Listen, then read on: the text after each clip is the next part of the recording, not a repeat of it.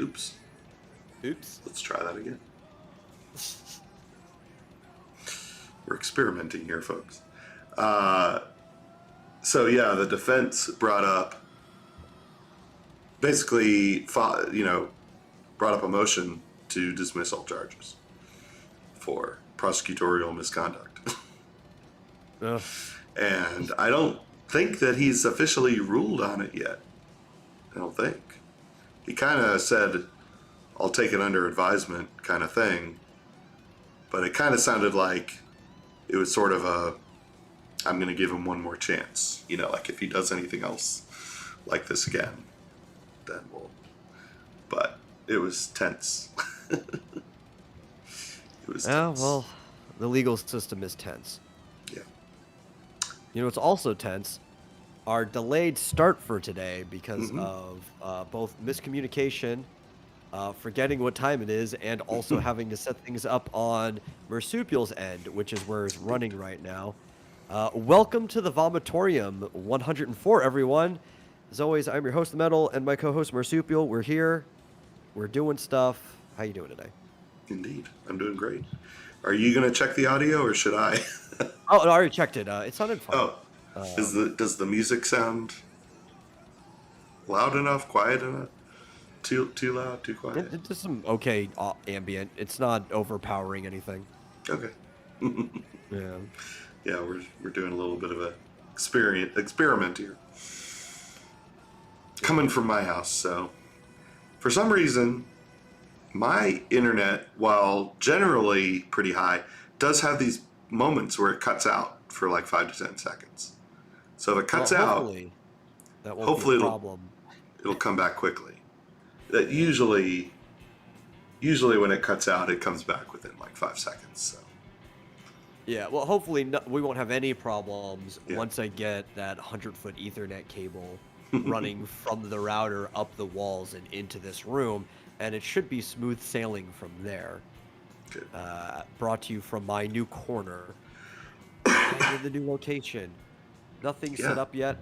No pink I don't walls. even have no pink walls. I don't even have a desk. I have a folding table that you would use at like a wedding event or something outside, something like a rental table. And I don't even have a chair. I'm like, I'm like 6 inches off the ground. I'm sitting on a stool with like, and the table is as low as it goes. Yeah. I'll get a chair sometime this week coming in. What is that thing? Is that yeah, like curtains next to you? yeah, there's a curtain. Oh, okay. Yeah. Like I was saying before we started, like I could put some posters here, but I really don't want to because it's so low to the ground. I'd have to like pull them all out and put them back up again. Yeah. I'll wait until I'm at least the proper height.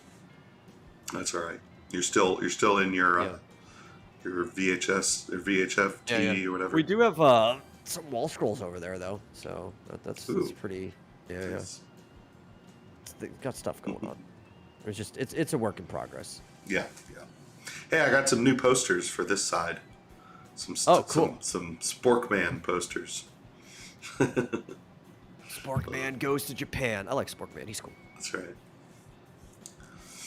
But here we are. We've had an extended break. Yeah, mostly because I've been moving, but I'm stationary now, so that's all that matters. Cool. Well, we're mostly set up. We got, let's see here. We got Shantae over here. We got the Vomitus. I'm almost, I could practically take over the whole show. You could. You really could. Mm-hmm. Well, actually, this remake of The Ring is fire. I don't know. Did they remake The Ring? Oh yeah. What happened to the chat? Sorry, I missed a few chats here. Flip says, "Is this the actual stream now or question mark?" I don't know. I gave you the link to it, but the bot doesn't seem to be working today. We'll figure this out eventually, because it's not updating on the screen. But it doesn't matter. Oh. It'll work out.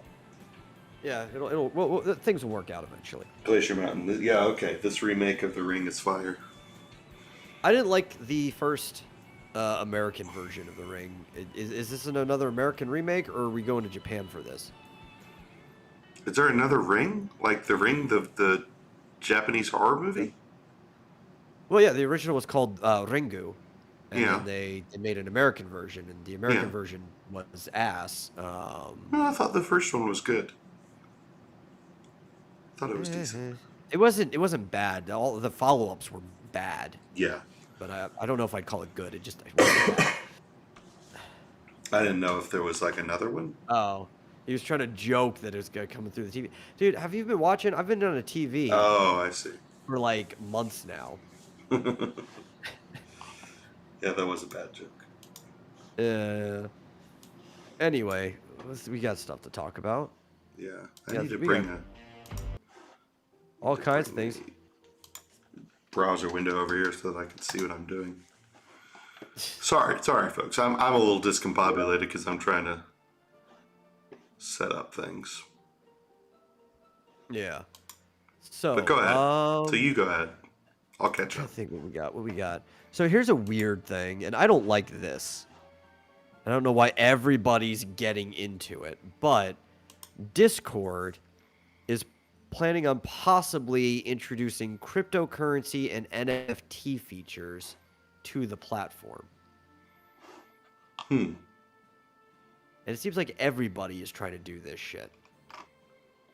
Yeah, I don't understand where NFT fits into like everything. They're trying to fit it into everything, but I don't get it. I don't know. So like I get the cryptocurrency wallet. That's fine. Which by default, because NFTs work on a blockchain, you could run them through almost any wallet if the wallet's upgraded enough to handle that chain. So if they're using a modern crypto wallet, that's fine. That's going to inherently have NFTs involved. Yeah, I'm sick of hearing about NFTs too. I wish people wouldn't connect it into fucking everything. That's why it's making me a little upset, because it doesn't seem to just be integrating wallets into Discord. It seems like Discord is trying to do what some other platforms are doing by connecting some of the activities through NFTs, and I don't know why. What was the other? Was it Twitter that said they were going to start doing NFT shit? There was a few different platforms were talking about it. Yeah, there was something. I think Square Enix said something about putting NFTs into their games or something. Yeah, which Very I mean that's confusing. not bad. When we were first talking about NFTs, I was saying how like there are practical game applications for them. Mm-hmm. I fixed the chat, by the way. Good. Yeah, Good. I can sort of understand like using them somehow as like in-game currency or something like that. Yeah, in-game currency, the assets. You could create a trading network using them too. It'd be really slow, but like a lot of games, players get like their personal houses and stuff. Certain assets for the house could be NFTs that could work that way. So you could create a trading market within the game. We were talking about that when we were first talking about that on the Vomitorium. So like it doesn't bother me when games say they want to do it. I think Neon Tech has talked about it, which would really work for Neon Tech a lot. Or is that how you pronounce it? Neon Tech? The Pokemon Go people. I always say Niantic. Niantic? Yeah, okay. Yeah. I don't know. It's a weird name. But, like, it could work for people who do stuff like that a lot because you're, like, doing augmented reality. So the stuff you get from it could easily just, like, flip around. Yeah. Yeah. Sorry, the camera thing is on my end. That's fixed. Yeah. Oh, yeah, it happens if you don't have, like, a window with the Discord thing up. Like, Yeah, to save memory, it'll freeze all the camera images and stuff. Yeah, I just figured that out. For anyone, just coming in, I'm still fiddling with OBS and Discord a bit, so. Yeah. It'll be perfect by production the end is on Marsupial today. Yeah, it'll be perfect by the end, just in time to quit and go back to Metal's computer. Yeah. Anyway, yeah, I saw something. So, like, for certain things, it's good. Yeah. I don't see why like Twitter and Discord need to really get involved in NFTs. I don't even understand how they would get involved with NFTs. I don't understand. You know what? We're gonna turn each and every one of your tweets into an NFT for sale. You will no longer have the dude. Imagine that. What if you bought Okay. somebody's tweet and you're like, now that I own it, I am deleting it. You can buy other people's tweets? That would be that. That's how I'm thinking it should work, I don't know. because they're already digital. So if there was some type of ownership to it, then you could actually take it off of somebody's timeline, still have their name, like it would still be Yeah. permanently attached to them. But like they no longer have access to do anything with that tweet. It's now in somebody else's timeline. And just have Yeah. somebody like buying up everybody's tweets and start just deleting them on them. You know. Yeah. So if somebody goes, if somebody like gets a real viral tweet or something that gets a Yeah. 100,000 retweets, you can just buy it and now it's yours. And then one day, like, cause somebody's like, I bought this tweet for like 15 Bitcoin, and you're like, this tweet is more expensive than somebody's house. Mm-hmm. Weird. I don't understand. You know, that would probably be practical if Donald Trump was still on the network and there were tweets that were that valuable, but Yeah. there's nobody who's that viral on the platform anymore. So maybe Elon. I guess that's the closest. People might want to buy Yeah. Elon Musk's tweets. I guess so. I've noticed that a lot of, the more, especially lately, people have like really are not understanding what NFTs are No, they're not.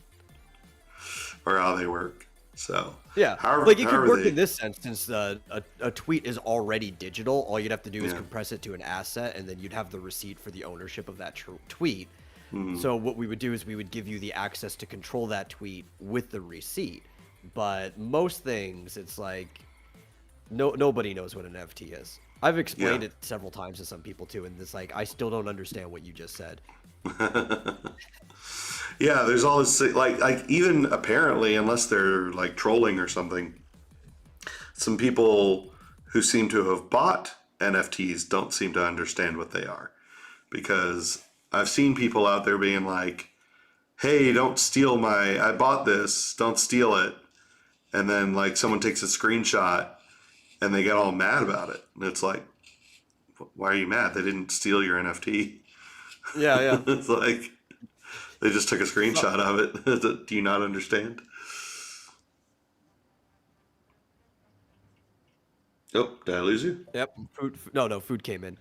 Oh, okay. Yeah. I'm trying to make room on my table for this real quick. Yeah. My brother just cooked me an extra rare steak. Ooh, nice. Yeah, so I'm gonna be eating dinner on stream. Yeah, so like taking a picture of an NFT is not copying it. No, not And at you all. would think somebody who's investing in them would understand that. Like, how do you not understand what you're investing in? Like, there can be plenty of debate on whether or not. Dang it, sorry. I'm getting a number of texts from work. There can be a debate on whether or not NFTs are a ripoff or worthless or money laundering or whatever. But But at least talk about the right thing. Like, know what you're Yeah. talking about when you say that. Like me, I believe currently, due to the hype, and I've said this before, 90% of NFTs are ripping people off.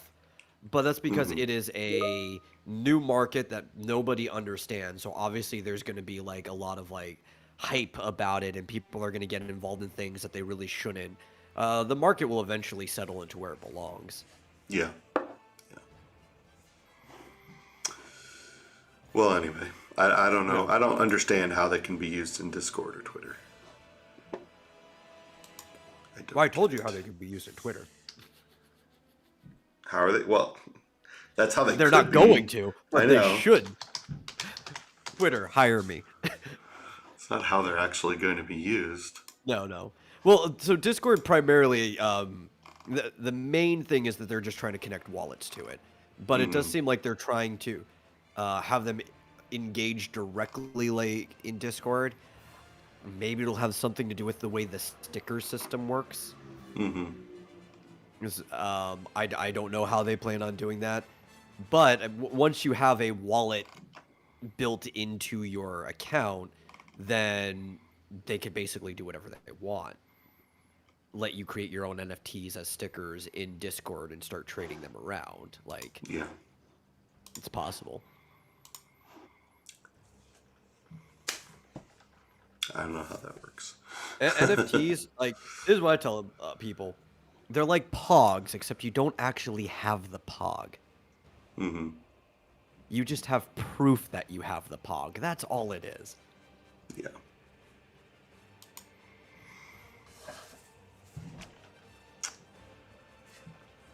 Flit says he's in the camp, but 90% of current NFTs are ripoffs. Yeah, yeah. Well, They are. yeah, it's kind of like, they're worth whatever someone's willing to pay for it. And if somebody's dumb Well, I enough to mean, pay, that's the market in general, right? Like, if we yeah. go to art, a lot of art is intrinsically worthless. Mm-hmm. But on the extrinsic value, it's whatever somebody's willing to pay for the art, and that's why auctions go crazy. Yeah. Oh yeah. Yeah. But I don't fully understand. Like, we had this conversation, I think, with John about what Mike Miller and Doug TenNapel were doing with NFTs, and I don't even understand it. Like, they're just doing these cards, basically. Yeah, you keep talking. The door opened, so I'm gonna go close it real quick. Okay. Yeah, they do these series of like 1,000 variations on the same thing, and it's just like, I don't get it. I don't understand this at all. Like, I can sort of understand. I understood it when it was just like, okay, I'm going to make some original artwork, and you are going to be the official owner of that original artwork. Mm-hmm. And so it has some intrinsic value with that. But I don't understand these series. It seems to have devolved into these series of crap, like 1,000 variations on a fucking frog. Yeah, like, or the monkeys. The monkeys are the hot thing right now. Yeah, like what? I don't understand. How are these worth actually, anything? The frog is the perfect. It's the perfect thing to mention it. Hey, look, Dillard's here. Because like one of the ways I've seen explained in a 4chan post is that they are unironic rare Pepes. Yeah. Which I don't understand at all. I'm just checking to see if the screen is. I guess that's fine. Yeah. How are Hey, you John. doing, Dillard? Hi, what's going on? Not much. We're just shit talking NFTs. Mm-hmm. Yeah, to hell with NFT. Have you made $1 million on them yet? No, I made an NFT, and then I put it up, and I forgot it, and I forgot how to log back into that site. Oh, you're hopeless. You're hopeless. She was like, just take something you already did and make it an NFT. I'm like, all right. Oh my god, what a nightmare it is to set up new accounts and stuff. I had to like dust off my notebook where I keep all my passcodes and everything. Mm-hmm. It's just I don't know. I see it as something that's incredibly valuable that I have no business being in, and I'm gonna get taken for everything I got if I get involved in it. Probably. Yeah. Well, the weird art, like, this is what I make a distinction between like an actual original piece of art that's actually nice, putting that up and selling it and buying it as an NFT versus these little stupid art card things. I don't understand those. They're like collectible cards, but then what do you do with them? Well, have you seen what Frickin' Todd is doing? Sort of. Yeah, because Todd is going like ham on the NFT thing right now. Yeah. And Yeah, he's, like Todd like gathered up all his eggs and put them all in the NFT basket.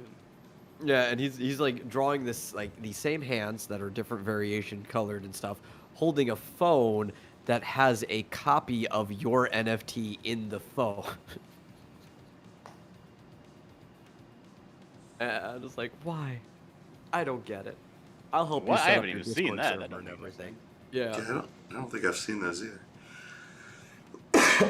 Sounds fascinating. I'm gonna go invest $10,000 in it. I'll tell you where my investments are right now. In the Shiba Inu coin. 100%. What are you laughing at?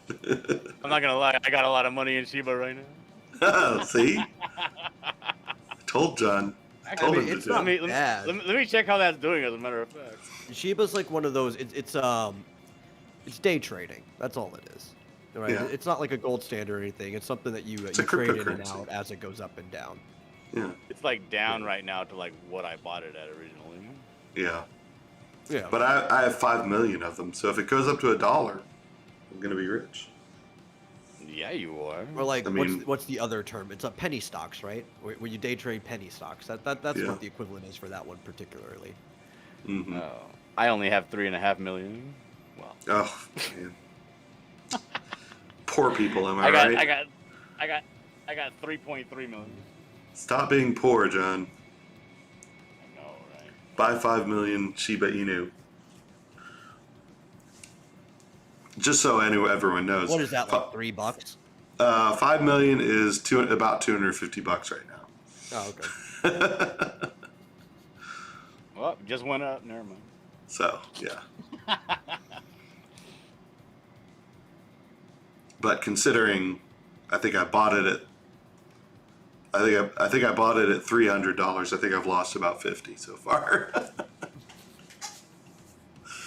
But hey, I bought it a little bit at a time, over time. You got to buy the dip as it goes down. You got to buy more, and then it keeps going down. You got to buy more. But one When you day, think about it, because our money already has no value, we're kind of just using monopoly money to buy and sell digital monopoly money. exactly. Yeah. I mean, it's not like holding onto dollar bills is any better. Yeah. Considering, I think inflation. Yeah, like it never made any sense. Yeah, it never made any sense to me how people don't get NFTs when it's like just like regular paper money you got in your wallet.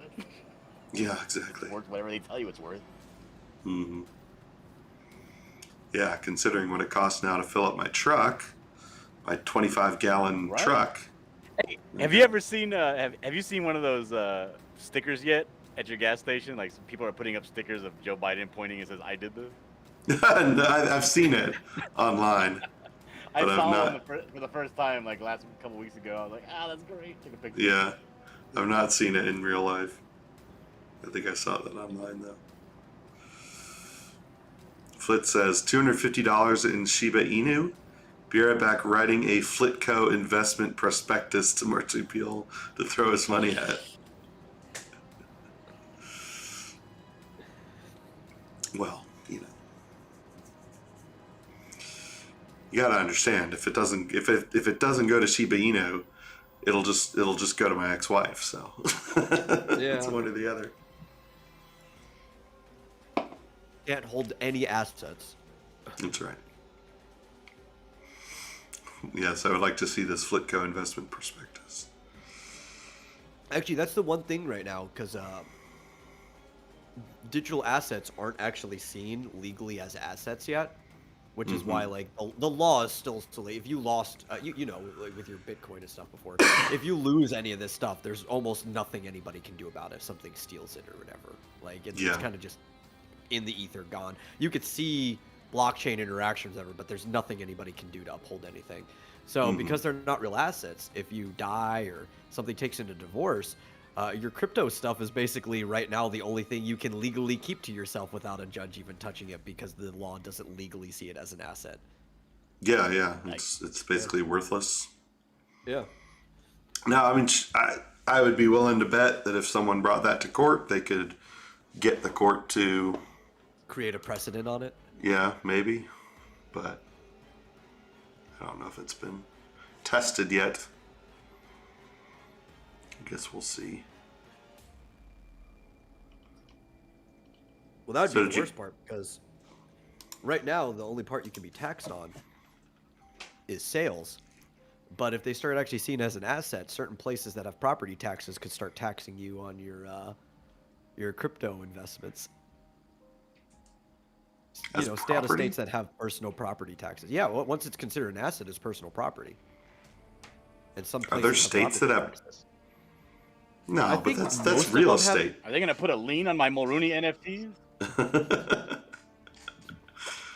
I thought property taxes were all just for real estate. Well, no, there were some states that used to have personal property taxes, right? Where they would actually have people come in and assess what was in your house. They even used to make fun of these in really old movies and stuff, Yeah. where people would start moving some of their stuff out of their house to their neighbors when the guy came, and then they would trade all their shit so that their personal property value was lower. Yeah, I guess. I think these were mostly New England states, and I don't think most of them still have that Yeah. because that is such a ridiculous thing. Yeah. Glacier Mountain I think I Comics did says see that in a movie once. there's a Bitcoin mining job where he is. So, do they give you your own pickaxe, or do you have to bring your own for a Bitcoin mining job? It's like a RuneScape pickaxe. Yeah. That's my question. I used to have Bitcoin miners, actually. Had them locked up in my attic. Go in there and whip them every once in a while. Mine faster. So what you're saying is that he should market Flitco to wealthy people, or Flitcoin, Bitcoin, yeah. as a way to hide their assets from their greedy ex. No. You have to market Yes. it to poor people, because the second wealthy people try to do it, that's when it's going to start being seen as actual assets. Yeah, yeah. Also, Well, I poor don't know. people are more likely to invest in Flitco. That's right. Yeah. Because they're dumb. That's right. Poor people are probably the ones, or generally poor people, people that aren't in like the top 10 or higher percent, are more likely to invest in new crypto and NFTs in the first place because they're the dumb ones who think that this is a good investment Yeah. before there's any actual established area of investment for it. Although, based on some of the people who are out there saying, hey, I bought this NFT for $10,000, don't copy it, there's some pretty dumb rich people, too. Yeah. Moderately rich people. Yeah. You have to think when we're looking at like the sums that some people have, being able to waste $10,000 doesn't necessarily make you rich. No. It does make you dumb. Also, if you're upset about somebody taking $10,000 possibly from you, then you're not super rich either. Yeah, I guess. Yeah. Like, I'm super poor. Like, if somebody took $3 from me, I'd be fucking throwing hands. Same. Do you still have AMC stock? I do have some AMC. Yeah. Where is that at? Godly. I don't know. I I sold gotta it. look up stuff. Like every now and then. Yeah, it was exciting for a while there. I made a bit of money on AMC, but I ended up selling it. Why is it? It's at 38 right now. This thing is weird. I was going to say something else about. I completely forgot. Something about hiding assets, maybe, or greedy people. I don't Hiding remember. assets. But you can't. One thing you can't put your your money into just yet is the Steam Deck. Did you see the announcement today? No, I have not. What is Steam it? Deck has been delayed by 2 months. Ah, So the very first one isn't going to ship until February. so sad for those people. It was going to go out before Christmas, but not anymore. Flit says, Dillard is super poor. Well, hey, John, do I have an investment opportunity for you? Hashtag Flitcoin. Hey, tell me all about it. Yeah, send me the white sheet. Yeah, they just announced. In fact, I got an email about it. Dang it, Steam Deck's not ready yet. Counter investment opportunity. Core Coin from the Cult of Raven. Hey, Ooh, it's not a bad idea. that's a company I can get behind. Ogre. Now I'm actually sitting here thinking, what about core coin? Yeah. Is there a core coin? I know there's a Raven token. Yeah, that's true. Is that available? Oh, I should have. Yeah. Is that available on Voyager? That's what I don't use. know. It's available on Coinbase. It's not. Well, do you want me to tell you what my Shiba Inu is worth right now? 247. Sure. Lost like a Went knife, down. but Oh, yeah. no. It'll go up eventually. I'm sure it will. RVN. Raven coin. Search for that. RVN. Oh, they don't have it. Oh well. It also got delayed. What's that? Endwalker. Yeah, did you see the interview with the dude? Yoshi P. Yoshi P? He was so sad. I know. It looked like he was going to built cry. up all this hype, and he really cares about the player base because he's a player and he interacts with them all the time. And he was Yeah. like, I wanted this out on the time that I said it was going to be out, and we're going to have to push it back Yeah, to and Pearl it's... Harbor Day. Oh, really? December 7th? Is that what it was? Yeah, it's the 7th. So only a couple of weeks, right? Yeah, but it's good because they extended the like the special event that was leading up to it, where you can get all this good legacy content stuff from grinding it. Yeah. That 2 weeks too. So it's like, yeah, whatever. It's no sweat off my back. But he was really upset about it, and I know. I can feel him because it's his project. Yeah. It's like, I think people will be okay with it as long as it's good. Because I was watching a thing from Asmongold, of course, who was saying like, it is far, far, far more important that it just be good, because Yeah. you don't want to have one of these situations like Blizzard where it's like, people start losing confidence. I mean, isn't this like their first really big release since it started to get really, really popular? Since it resurged in popularity and overtook like its Western competitors. Yeah.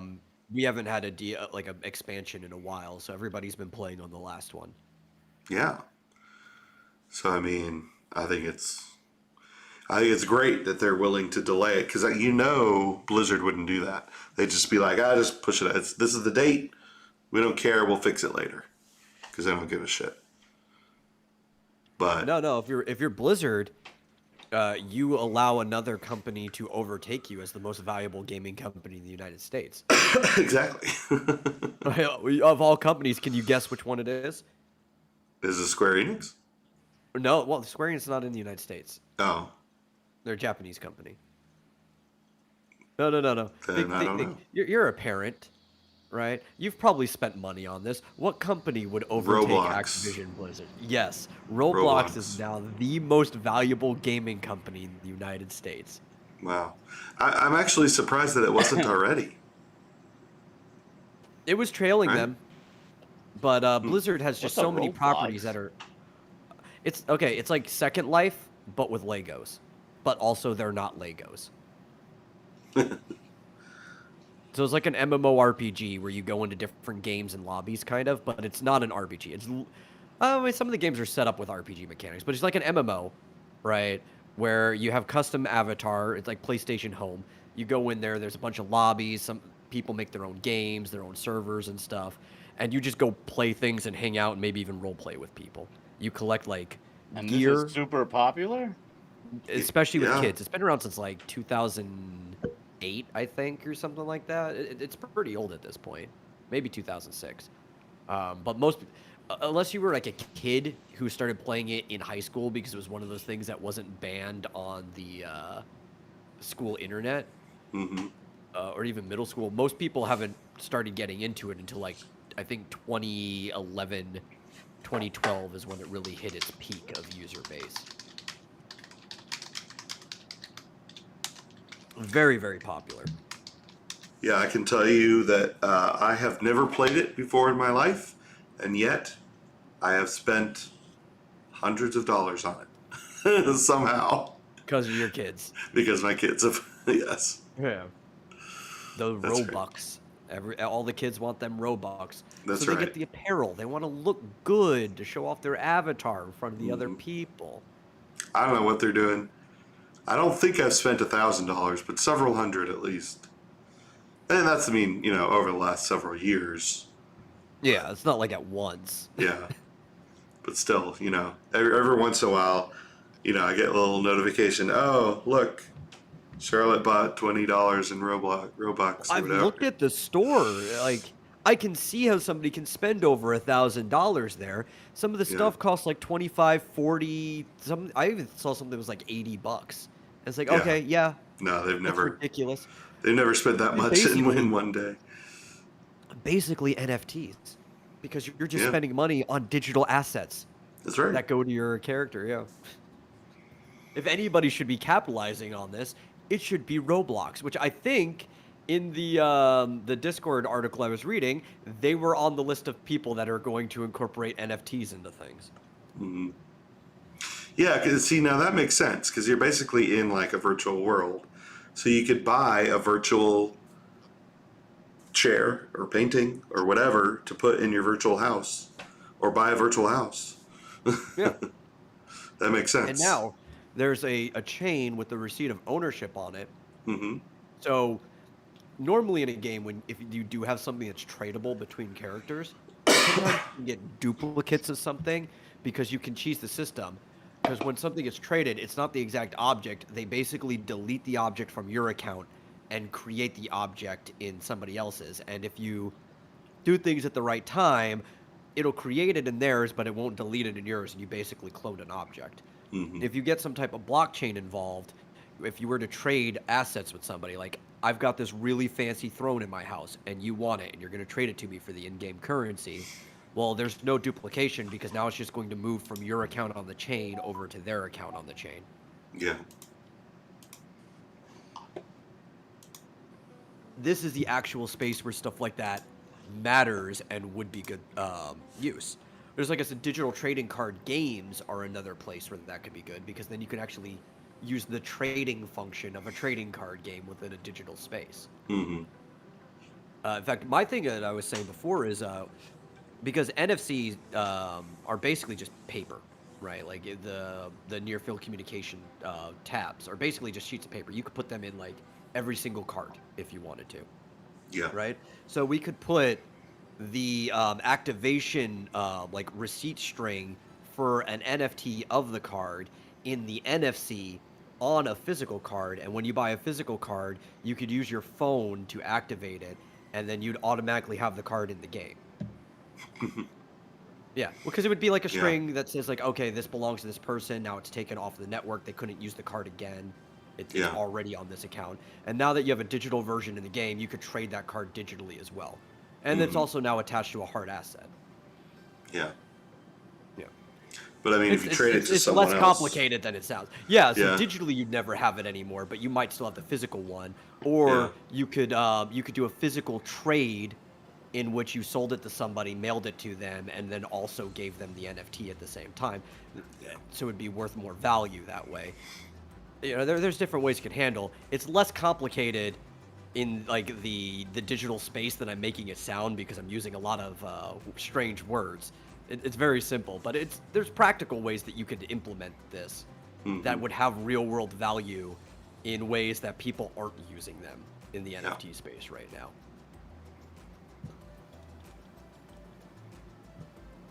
It's crazy. How did we get back to NFTs? Oh, because we're talking about Roblox, 'Cause Roblox. and I was talking about how the digital assets are basically like NFTs. Like Yeah. it's kind of like where the idea stems from before you start getting a blockchain involved. Hmm. But yeah, Roblox overtook not just Blizzard, which was the most valuable, basically every gaming company in the entire United States, right? So obviously that doesn't mean they're more valuable than Microsoft as a company, but that means they're more valuable than the gaming division of Microsoft, which is a subsidiary of the larger company. Yeah. And that is crazy to think of because they own Xbox. Yes, they do. Yeah. But Roblox is on Xbox, so. Speaking of which, did you see the Forza 5 launch today? Was that today?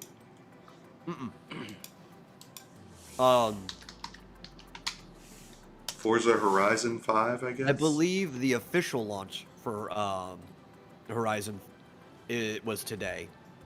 But if you had paid like for the $100 super edition of it, which also like doubles your experience and money gains and stuff like that from races, you could already been playing it for like a week now. I've actually had a buddy that I've been watching play it in Discord. That game looks amazing. Yeah. Dario says we got to beat Roblox. You can't beat Roblox. I mean, you could. You just got to make something that's better than Roblox that every kid likes. It is a steep mountain to climb. Oh, is that what he means by beat Roblox? I thought he meant like beat it, like beating a game. Oh, if he means that, yeah, no, you can't beat that. There's nothing to beat. That's right. It's like Second Life. You can't beat Second Life. You could try though. I beat Second Life twice. You're still trying to beat the First Life. Don't at me, bro. That's right. You're still losing at First Life. Yeah. Every time somebody comes in, they don't click that door all the way, and it just swings back open eventually. I'll be back. Oh, really? You should yell at them to watch their fucking shit before you go fucking bananas on them. Yeah. So this Forza Horizon 5. Why do they have to make it so hard to say? It's a racing game, and it's one of these ones where the cars look super realistic and really awesome. But I was watching somebody on YouTube, and I thought about you because of how much you're like against games that you can adjust the difficulty on. Well, Somebody I'm was not doing a against racing that. game, and they were like, "Well," and they were like, "Oh, the game is easy. All you got to do is you can like have the speed of the actual in-game play." I saw that. Yeah. And I was like, "It's got marsupial written all over it." Exactly. No, I just like to make fun of people who adjust the difficulty. But no, did you see that at the beginning when you like create a character and you can choose your pronouns and it gives you, he, him, she, whatever, her, they, them. Finally, right? But now I can play a game without feeling attacked. I know, seriously. But no, the but game's still gonna attack you. yeah, are you ready for this? The game does attack you. It greets you with your Microsoft, Xbox profile name. So if you have changed your name, presumably because you've changed your gender, but you forgot to update your Xbox profile name, the first thing that happens when you turn the game on is it's going to dead name you. And that's literally violence. That's what do I do with all this PTSD that I have? I don't know. I guess go talk to Kyle. You funnel it into Twitter. That's what you do. You funnel it into There's Twitter. financial recourse for me. Yeah, I guess you have to go screech about it on Twitter, and all these people will say, "Oh, I'm so sorry that happened to you. That's terrible." And then I'll say, "Great that you feel sorry for me, but can you give me a place to live?" Right? Because you've been kicked out of wherever you were. But yes, there are actually people complaining because apparently they were too fucking lazy to change their own Xbox account name, and when they turned on Forza 5, it dead named them. Yeah, which is funny too. Like, I think you have to pay for a full account name change, But Microsoft is such a pushover company that if you were to Yeah. call Microsoft support and make a plea case of like, oh, I'm trans or non-binary or whatever, and I can't be dead named by my old account, they would probably just change it for you, like right there for Yeah. free, no problem. I'm sure. Sure. What a class act they are. Actually, I'm surprised gonna you be can't honest. just Microsoft change it. support is actually pretty good. I know some people who've complained about it, but I've Mhm. had to like call up Microsoft support for a bunch of people who didn't want to deal with it, and I've never had a bad time. Like everybody that they hire, great customer service. They have to jump you through a couple of hoops of like, okay, that's not my department. I'll connect you like most places, but they get you to where you're going, and the problem gets solved within a decent amount of time. It's not Yeah. like calling up Comcast or something. Mm-hmm. Well, that's good. I'm surprised that you can't just change it, like online. Go and change your ID. Like you can on They might have your. changed it since I last checked, Mm, right? Because I haven't done anything since I think I connected it to my computer, but I haven't done anything on Xbox since the 360 days. The way mhm. they had it though is your username was connected to like your account identity, and that's how the system recognized you. Mhm. And it was during a time when you couldn't have repeat usernames, right? Yeah. Like Switch, anybody can have any username because it's the friend code that matters. But on like PSN and Xbox Live, if somebody already had the name, you couldn't type the name in. Mm, Now they may have updated it. It might be like, Discord has your hashtag 4 numbers, and that's part of your identity. Um, yeah. maybe you could change it now, but for a long time, you actually had to pay for a name change, or usually some systems like PlayStation, if you got PlayStation Plus, it would come with a free name change or something like that. Mhm. Um, but it's because it actually has to update on the account end. Yeah. Well, I don't know. Yeah. If you're gonna get upset about it, go call Microsoft.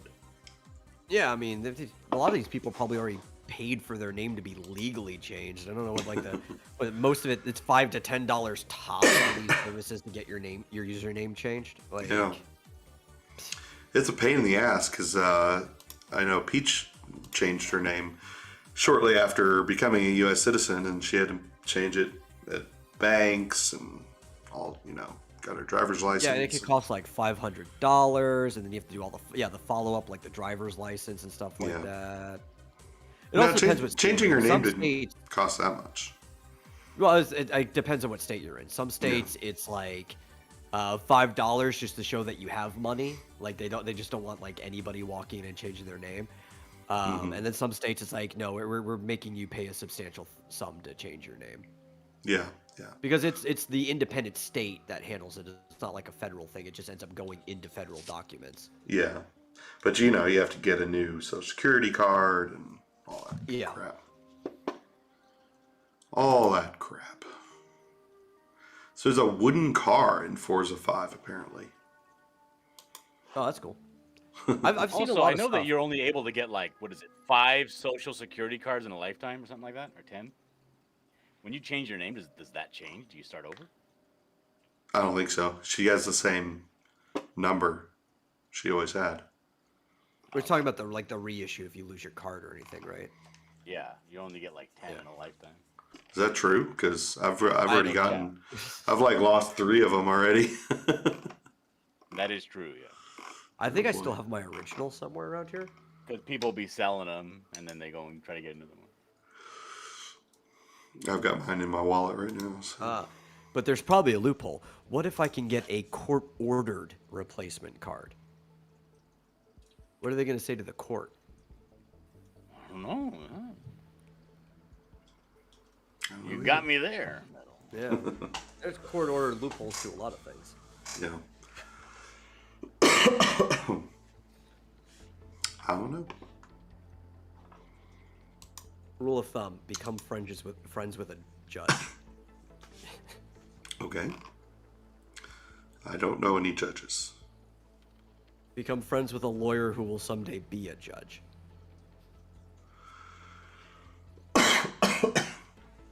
Marsupial, are you all right? Yeah, I'm alright. I'm just choking on myself. I don't know. Or a sheriff. Judges are usually they come from two occupations. They were either a sheriff or they were a lawyer, and then they were like elected or appointed a judge later on. Mm-hmm. I wonder if Nick Recato will eventually be a judge. Probably not. Probably not. Well, what else is going on? Let's see. I have a few things pulled up. Miyamoto says that the next 3D Mario game is aimed to be more approachable, which are a word that's pretty red flaggy to me. It's coming from Miyamoto. I trust him more than most people when it comes to making video games. But at the same time, I don't like the fact that I keep seeing accessibility show up in each of these things. Now, Mario is already like the easiest platformer you could ever play historically. Like that's your entry level platforming series. I don't know how you make it more approachable. I get that like the 3D ones are a little more difficult just because of having to navigate 3D space, but they already kind of made Odyssey as approachable as possible by giving the fact that you can't game over at all. You can only run out of coins. Every time you die, it takes like 10 coins out of your account, right? Yeah. And if you hit 0, nothing happens. Like it doesn't go into negative. You don't actually game over. You just die and you have no money. And also they have like those journalist mode arrows that point you where you need to go anyway. So like I don't see how you can make a game that's still fun that is easier than that in 3D space. Because they've already made the 2D space as approachable as possible with Mario Run. You don't get any more accessible than that. Yeah. Yeah, I don't understand what's inaccessible about any Mario game. I mean, Mario Odyssey? Well, I get the original Mario 2, which is Mario the Lost Levels now. I get that one being inaccessible. That was basically Yeah. Mario 1 on hard mode. Yeah, but they didn't even initially release that in the US. Yeah, not even because of the difficulty, just that they thought it was too similar. Like, it wasn't enough of another game to call it a 2. Yeah. But I mean, you're saying, you're talking about like the next 3D Mario. Yeah, like the sequel to last one- Odyssey or whatever they're doing to Yeah. follow it up. They're going to dumb it down? Yeah. No, Sunshine was super accessible. I don't know anybody who actually had difficulty playing Sunshine. Yeah. Did anyone have difficulty with Odyssey? I mean, if they did, they could just turn on the journalist mode. Or they had, like, the optional help stuff, too, right? Like, if Yeah. you die too many times, a lot of levels... It started with 3D World had this, with the golden cat suit. But even Odyssey had some ways of, like, if you died too many times, you could just turn on the easy mode and just Yeah. do it easier. Yeah. And you didn't have to do, there was like a lot of difficult content, but it was all optional. You could just Yeah. do the main story and get through it pretty easily. So that's weird. I don't know. Dario's going to have an aneurysm, I think, if we don't talk about meta. Oh, Facebook. like the metaverse thing? Yeah. Didn't we bring that up on the last show just a little bit? Maybe? I thought we talked about it. Freaking Facebook. I still don't know what it is. Like, is it actually a thing? Is it just It's VR? going to be a theme. It's we already basically brought this up. It's Second Yeah. Life. Yeah. Yeah, that's all it is. But it with a VR helmet. It's fucking PlayStation Home for Facebook. Now they changed the whole brand, so Facebook is part of Meta now. It's just a brand Yeah. of it. It's not the company's name anymore. But still, it's just like all of the Facebook owned things, Instagram, WhatsApp, all that are going to be integrated into this metaverse, and there's a PlayStation Home thing for it. It's basically just VR chat, Second Life, that type of stuff. Yeah. Doesn't look that interesting to me. Whatever meta is, it made the coin mana go up big time. What? I don't know, because I bought Mana Coin when they said that they were going to be using that as currency for the meta, Yeah. and it hasn't really done anything. Hmm. And I doubt it's really going to do anything. Especially because it's going to be the that, currency for a world like that, like a game. It's probably going to have stable growth that is going to kind of line up with inflation. A lot of Yeah. game currencies like that, unless it gets out of control where there's ways of like rigging the market, like how you used to be able to rig gold production in WoW, and it was like more valuable than the dollar for a while. Unless things like that pop up, in-game currencies or currencies that are used across the board, like Square has their Krista, right, which is just like the Square premium currency that goes for everything. That has no value outside of like it goes up and down with the dollar, and I don't see that going to be any different for like a token that is generated as a currency for Facebook. Yeah. Yeah, I don't know why saying that a coin is going to be used in a product would necessarily Yeah. make it go up. You'd want it Well, to especially be because it's stable. not even really a coin. I really, right? It's a token. There's no like Yeah. generation of this in the same way that you do a coin. They can just make it as they need it. Yeah. You can't do it. You can't mine it. I don't think it's a mining thing. I think they just generate it.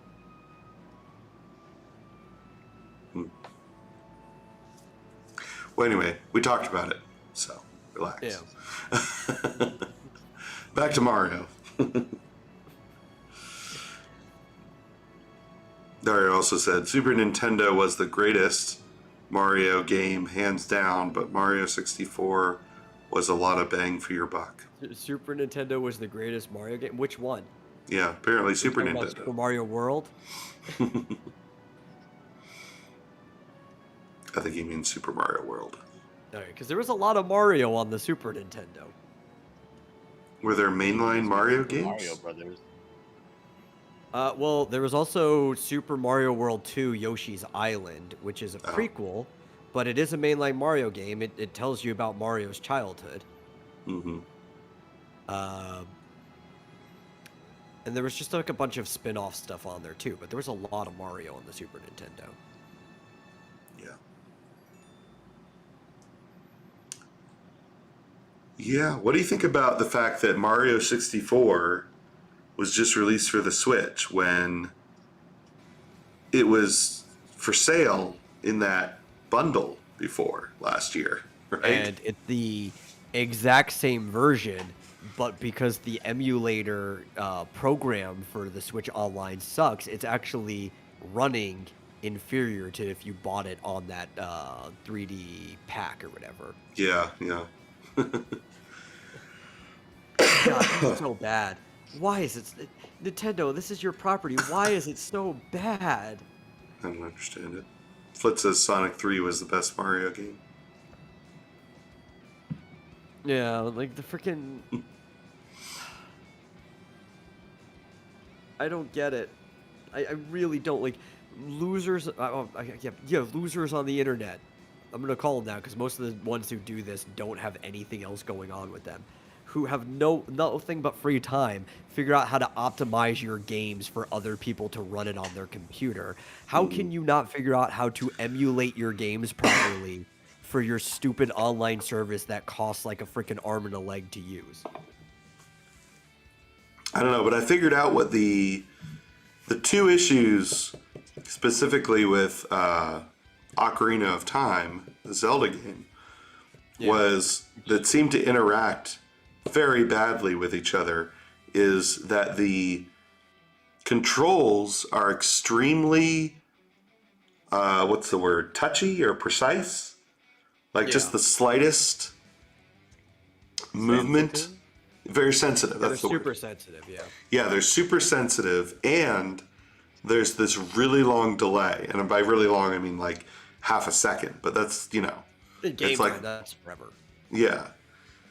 For some reason, I've seen this reiterated, especially with and a lot of it is speedrunners who are just freaking complainers, but still. Yeah, but they're the ones who notice because Yeah. they know the game better than anyone else. Yeah, but they're saying that this is the absolute worst version because of the extreme sensitivity of the controls combined with the extreme delay of the inputs. And they're Yeah. like, this is the worst. It's terrible. Well, so it's been a problem that you even see this problem in the Nintendo and Super Nintendo emulators. If for some reason you decide to use the joystick instead of the D-pad to play the games, no problem with the D-pad because it works like the games originally did with the D-pad. But because the precision controls on these new controllers are so good, the sensitivity is way higher than a joystick used to be with the old N64 spring controls or Yeah. just anything else, that it takes no amount of twist to get into the delay field for going from stationary to moving, right? Yeah. And the Well, they should 64 be able had to. two spots, right? In two spots, it was neutral, mid, all the way, right? Which is why you could walk in some N64 games instead of just running or whatever. What they need to do, They should be able to It- adjust it. they need to, but they didn't because they didn't touch anything. They didn't touch any of these games before throwing them into their emulator, and you can tell that, right? What they need to do is go in and touch the emulator sensitivity to where instead of like the 50-degree point being the startup delay, they need to move it to like 60 or 70 degrees. So Yeah. that is the mid delay, and then 100 is still the run. Yeah. Or it's like like you said, it's either 0, half, or full, right? Yeah, so they just need to move where So, the half is though. It's almost because like the way the it's- sensitivity is on this controller, even having it at half default is still going to kick it in too early. yeah, because it seems like now you've got basically a percentage from 0 to 100%. And Yeah. it seems like they're saying, okay, 0 is 0, but basically anything from 1 to 50, they're Goes straight calling to half. half. Yeah. And then like 51 to 100 is full. And that is way too, it should be like 0 to 10 is 0. Or 10, some- like you said, yeah. 10 to 60 or Or even 70. 25 or something, Yeah, like Yeah. it's just way too, it's just dialed too far down or up or whatever. Yeah, and like I have a lot of experience with this because like anytime I use an emulator, the first thing I go in is I check to see, what's it called, Dolphin, and yeah, your Dolphin is probably the best one for this for the GameCube. It has precision control where you can change where the cutoff points are for your Yeah. controller. Yeah. Oh, it's a mess. And then I don't understand the whole input. I mean, I do understand it. The input lag thing, that's just not tuning the engine. It's a very well, combination, right? right? And people who mess with emulators for a long time know this too. There are two different versions of play here where you have to have the emulator constantly being tuned, but you also have to adjust the ROM files to be optimized for the emulator, right? And a lot of the good ones, they'll let you have a list of your ROMs and it will tell you the performance optimization, like this runs well, this one is unknown, this one is finicky, so on and so forth. But all they did, and you could tell just by looking at people play, you don't even have to play it yourself, you can see it in action, is they have their emulation, and then they just dropped all their ROMs in there, and they didn't optimize anything whatsoever. Yeah.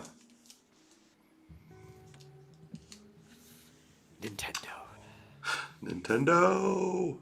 Yeah. I mean, at least, because I don't complain too much about the All-Stars other than, like, the price is a ripoff. But at least with 3D All-Stars, you can tell that they actually went in and optimized them because you don't have delay issues with it or anything. It's the worst version of Galaxy, but it's not because of poor optimization. There are some other issues with it. But, no, it's the best version of Galaxy, worst version of 64 because of the other issue. And that was because of a clipping problem. But as far as actually controls, it runs as good as any emulator runs. We can't say if it's like the best or worst version of Sunshine because as far as I know, it runs like Sunshine does, and it's the second version of Sunshine that's ever been released, so it's like you don't really have much to hold it for a standard. Yeah. But we do this Galaxy version does work better than Galaxy 2 did, which did have optimized controls on the original. But you could tell they went in and at least worked on it. It shows. They didn't work on shit for this 64 emulation thing. They just dropped it all right in. Yeah. Which makes you wonder, like, if they're just going to do that, then why not give us more games? Yeah. You know, if it's, you know, usually it's either quality or quantity, one or the other. It seems the only thing this they case- went in and did was for games that are multiplayer. They went in and created a netcode thing so that you can net play, because you can play multiplayer games with people who also have the online service. That seems to be the only thing they touched. So, but that still brings up the question, since that's the only thing they touched, why not drop in every single player game you have access to license-wise? Yeah. If it's going to be Hey shit guys, I got a anyway. tip. I gotta go take care of this kid. Hi. All right, see ya. Thanks for stopping by. Yeah, but like, why not just drop in every single player game? I don't get that. I don't know. Unless Good you know, question. it's Nintendo, so it seems to have been the same way with the other service too. But at least with the NES and SNES, eventually what came were like things they did touch. There was like special remix versions and shit like that of different games. Yeah. But it was also, they wanted to stagger release to keep people interested in it, which I think is dumb, because it's not like these are games you're actually releasing or DLC. These are games that have already been released and people want to go back and play them. I don't think just having the whole library accessible from the beginning would actually stop people from wanting to go and just replay the games they want to play. Mm-hmm.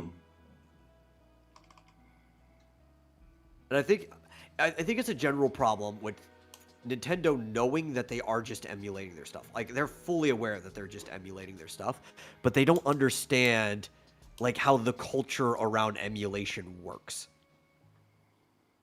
And they think they need to like release this stuff the same way they release games, with like a staggered appeal and keeping people hooked over long periods of time. When was the first Animal Crossing game? Was that on 64 or? Technically, but you're never going to see that released on there. Why?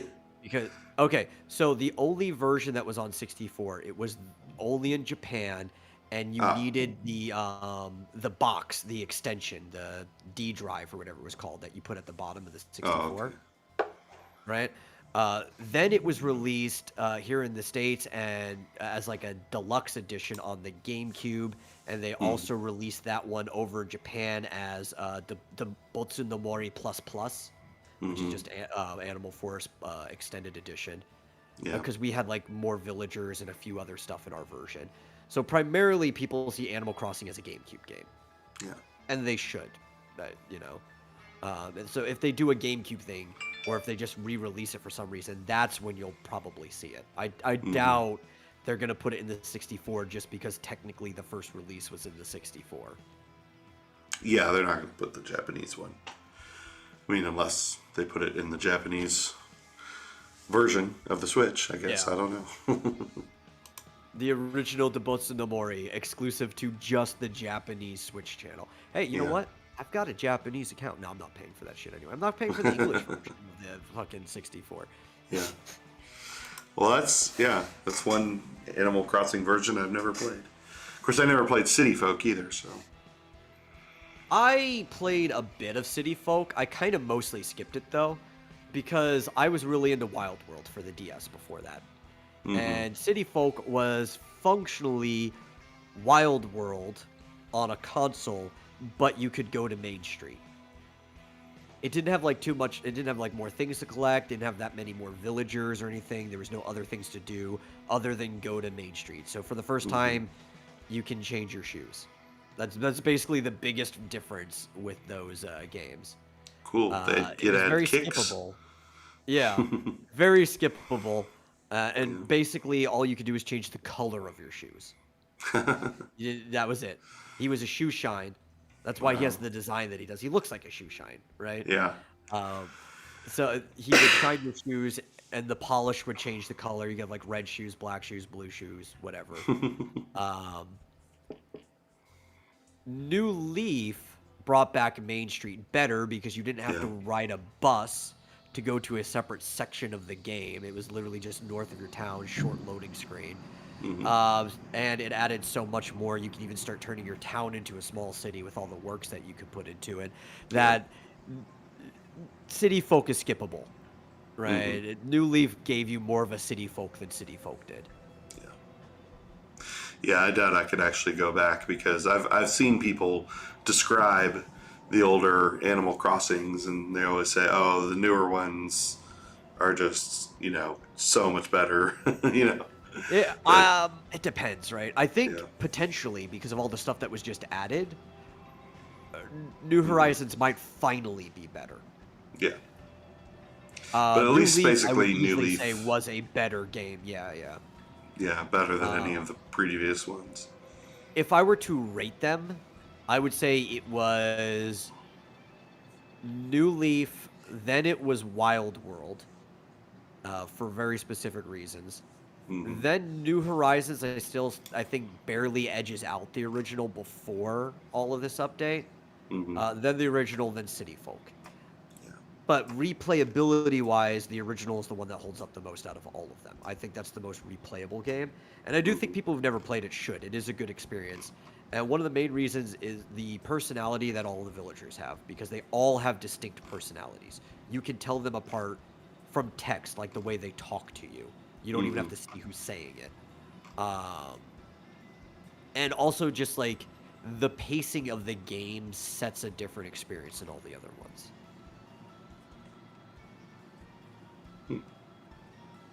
And like the events, they went like ham on the events in the original game. Christmas was Christmas, Halloween was like everything about it. You were waiting for those events. Every game after it's kind of just like a blasé thing that you do during that time. Yeah. But they didn't. If the original was on GameCube, it wasn't connected to the internet, right? No, it was not. So. Well, this is also one of the reasons why you needed that extension to the bottom of the 64, Hmm. because the 64 didn't have an internal clock. The extension Oh. did. Hmm. Yeah. Interesting. Um, so there was a few things. It was also, it had even more like RAM storage than like the RAM extension did too, so it helped the game run Yeah. better. There was a few reasons why you need that extra drive on the bottom, but the main one was the internal clock. Yeah. Um, and it was great. Your save data didn't have to know what the clock is. It was just like a reference that told you to reference the clock inside the drive. Hmm. Yeah. Same with the GameCube. It's like you could alter the game's internal clock on the GameCube, Yeah. but all that did was basically it was like setting a time zone, right? So it just said now the game is running at plus an hour and 50 minutes of whatever the internal clock is, or however much you changed it. Hmm. But like a kid only sees, oh, now it's 9 o'clock at night. But I have my game set to 6 in the morning because this is when I get to play, Yeah. or whatever, right? But the GameCube would the game would see it as like, oh, now it's like minus 16 hours or something like that, you know? Hmm.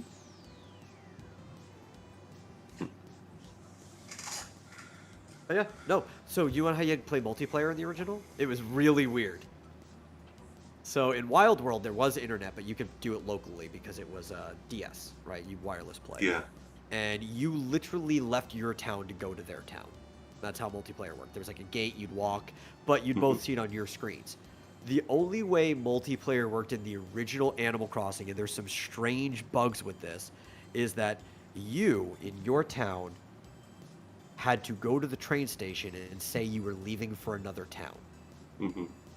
Then you saved and quit. Took your memory card and put it in memory slot B of the GameCube. Oh. Then in memory card slot A, the other person who was going to let you in started up the game, went to the train station, and said, I'm letting somebody in. And then the train comes rolling in, and you walk off the train, and both of you share the same screen, which is fine because the original Animal Yeah. Crossing was gridded, so you were only in one square at a time. You had to walk off the screen to go to the next square. You two were running around together, player one and player two, and then you had to Mm-hmm. save and quit so they could go home. And there were shenanigans that would happen on if somebody didn't get to go home properly, Mm-hmm. where like you basically can return like a ghost. Like people would have like blanked out faces and shit. It was weird programming things of like improper saves. You could also use it to clone things easily Yeah. by screwing up the saves as well. Yeah, I bet. That's how they would clone money specifically because you could take money out of your bag and put it into your pockets, so they were just bags of money, and you would clone the max bags of money several times. It was pretty cool. Like there's all kinds of shenanigans that were done. But here's the crazy thing too.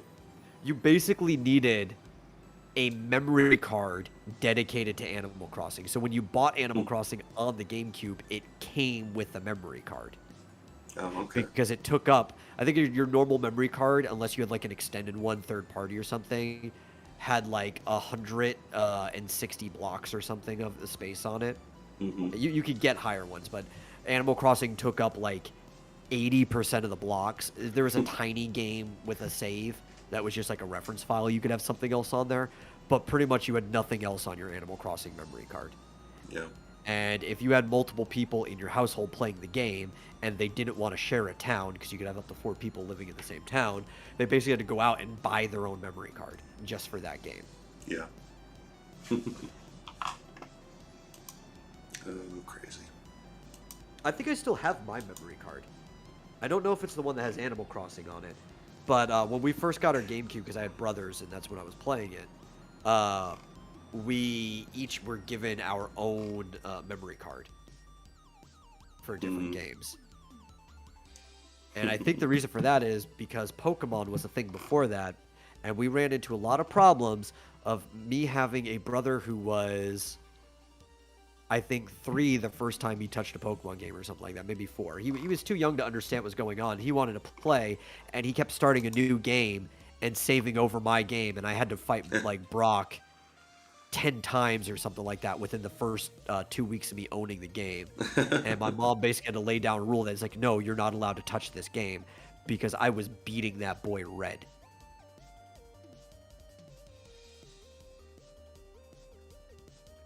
So it's like, just let's be safe. Everybody gets their own memory card. Let's not handle problems or anything like that. Yeah, exactly. Have you, Metal? I haven't, but have you dabbled in Nickelodeon All-Star Brawl yet? I have not played it. I've watched a lot of like pro Smash players and stuff play it. I have Yeah. a good gist of the game and like what the meta is and like how characters work, but I have not personally touched the game.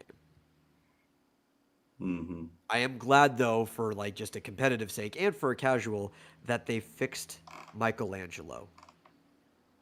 Michelangelo was the first banned character from a tournament in that game, and would have been permanently banned if this wasn't in the era of we can patch any game now. Let's fix Michelangelo. Because Michelangelo was a bottom tier character that was also top tier because he had one broken thing that made like 2/3 of the cast unviable. And because he like so his I think it was his either neutral air or forward air. One of his airs does like a spin thing with his nunchaku, and he would like hit you in the air with it, and it would put you into a fixed slow fall speed where he could continuously like forward air this move into you and then grab you, because you could grab people in midair in that game, and just cargo throw you out of the blast zone. So like he just follow you off the edge with that, and just has an infinite like 0 to death combination on any character. That move has like no knockback. It's just like a fixed slow fall, which puts you into the move again. So it was broken. Couple characters can get out of it, like Nigel Thornberry could get out of it because he's a very slippery person. He's got to move and stuff. Um, but they fixed it. He no longer does that, and that's the best thing for the game in general. Because while fixing that, they also made some of his other moves viable, so he's no longer just like a bad character. Because if they Yeah. fixed that and not anything else, he would easily just be the bottom tier trash character. So good on them. I haven't played the game. I'm not too interested. I probably will eventually, but at least I could say good things about the people working on it. They were the people from Slap City. They do care about the game, and they do care about both the casual and competitive side of things to where they want to make the game fun for everyone. Yeah. Well, that's cool. So, are you allowed to use Michelangelo now? Yeah. They future tournaments won't do it, and usually things like that are a tournament by tournament basis. Like they have to agree to ban it. But if they didn't fix it, and after this first tournament ban, I think every other TO or tournament organizer would have just made the same decision. But now he's going to be playable for sure. Cool. I think unless they patches change things, I haven't looked at everything in the patch notes. Lucy Loud from the Loud House is easily the top tier character in that game. Mm-hmm. She's just got way too much like good things going. Like everybody's got one or two good moves. Like, oh, this is busted. This is busted. Lucy's got like 7 or 8 busted moves that puts her like a tier on her own. There's like high tier, which would be A, and then she sits there in S tier.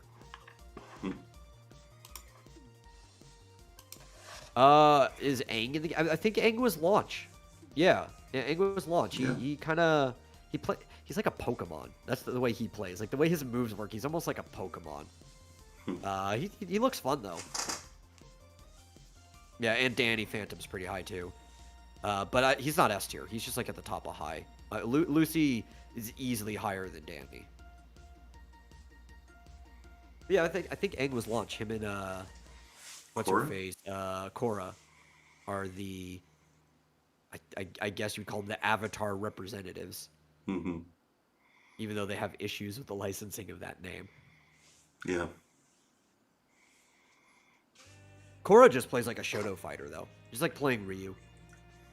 Mm-hmm. Like she's got all the like elements and stuff, like you see the water bending and stuff, but all of her moves, they're like the hitboxes of a Shoto fighter. And Aang is like playing Pikachu with a human-sized hitbox and like Squirtle and Ivysaur moves and stuff. Like he's basically just a Pokemon. A lot of the characters look really fun though. Like Powdered Toast Man is up there. Who's the other one? Oh, and April. Like if when I play the game, I'm definitely playing April for sure. People have been making the joke, and she does kind of work like she's halfway between Zero Suit Samus and like a sword fighter. But she's very nimble and acrobatic. People call her Zero Suit April because of her jumpsuit and stuff, and it's like Cool. it's fitting.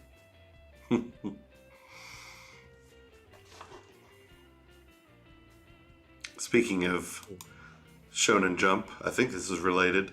Did you see Jump Force is being discontinued? Oh, that doesn't surprise me though. Like Jump Force has been around for a while now. Yeah. It was supported for a while. The fan base for that game is kind of cringe, but Mm-hmm. if they're probably going to be throwing a fit about it. It's not that good of a game. Oh, well, It's really I guess not. it must- Actually, it's probably one of the worst fighting games I've seen or touched in like the last decade. Yeah, it I've must played not be some that bad good if they're discontinuing it, right? No, I mean they would anyway. This is how Jump games work. They're all made by either subsidiaries or partners of Bandai Namco because Bandai Namco has like the sole publishing rights for working with Shonen Jump for their games, right? Yeah. As well as like with Toei, they talked all. They're a Japanese company, of course they're going to get the rights to this, and all like Jump related games are made under them. Dragon Ball games, these crossover games, the One Piece game, all of it are done under Bandai Namco. And the way they handle it is they'll run a game long enough, and this game has actually been running longer than I thought it would. So at least it's popular.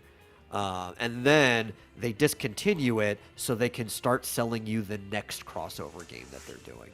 Yeah, of course. Well, it's interesting that it's still going to be available for sale up through February, but then I guess it's for online play. They're shutting that down in August. Yeah, because there is a lot of single player stuff in it, so I'm guessing they still want people to be able to get it, be able to experience the online for a little bit, but people will still be able to experience the single player indefinitely as long as they already own the game. Yeah, I guess. Although they did say something. Cringe, right? I saw something about being able to play online after that. There must be a peer-to-peer thing. I wouldn't be surprised. It might allow you to peer-to-peer on the console networks through the console servers. And PC, it's easy to have peer-to-peer set up, and it is available on PC. Yeah. They probably just won't have their personal server running. They won't be patching it or anything like that. No big lobbies. Do you know how this game works, though? I'm going to tell you why it's cringe. No. It's a crossover fighting game. Okay. That your create a character is the main character of the game.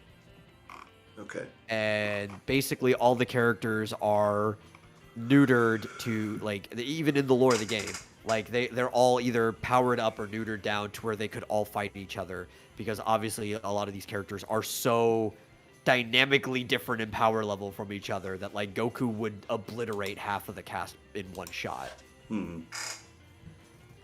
But, like, your custom characters, or the things that you can modify, are the most important part. Right. Yeah. And every game like that is super cringe, but it's the selling point of the game. It's like, oh, look, I'm like Goku. It's why I hated Xenoverse. Ugh. So you don't play an existing character, you make a brand new... No, you play them. It's a fighting game. You unlock all the characters, too. Yeah. I see. It's like how they do Soul Calibur these days, but at least the story for Soul Calibur is still about the main characters. And just the custom character is just like a side thing you do. Yeah. This game is almost like the other way around. Weird. It's the OC Do Not Steal games. They are my least favorite. Do Not Steal games? The OC Do Not Steal. Like, this is my original character. You're not familiar with this meme. It's like an internet thing, right? This is my original character. Do not steal it. And it'll be like a picture of Sonic, but he's colored red or something like that. Oh. Yeah. like Sonic. My OC Do Not Steal. Yeah. Yeah, Sonic Forces was that way too, where it's like, oh, here's the game about Sonic, but it's actually about your custom character that you made when you started this game. I hate it, but they know who they're applying to. They're appealing to the cringiest people on the internet to sell their game. Yeah.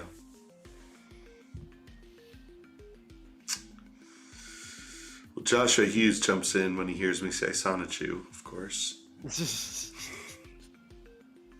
He says, reminds me of Sonic Forces.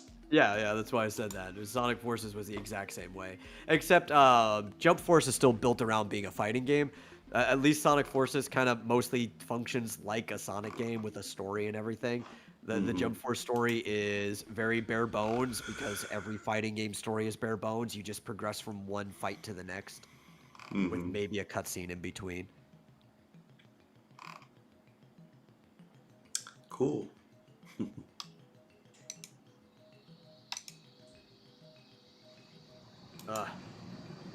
You know it's releasing tomorrow, don't you? What's releasing tomorrow? Skyrim 10th Anniversary Edition. Oh, yeah, it is the anniversary. Yep. 11/11. You know what's really funny to think about? Because I was thinking about this when I was playing FF14. Skyrim and Final Fantasy 14 are as old as each other if you go with, like, the original version of the game. And even though the opening that most people are used to is in the 2014 version, the original version opened the same with you riding in a cart and waking up. So both Mhm. these games came out around the same time, and they both have the same opening to the game where you're riding in a cart and nobody knows who you are, and you wake up and somebody fills you in, and you're kind of just like the chosen hero.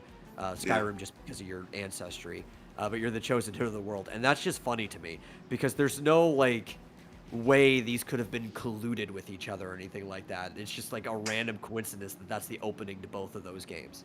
Hmm. Yeah, I did notice that Yeah. when I first started playing Final Fantasy 14. I was like, oh, it starts just like Skyrim. Yeah.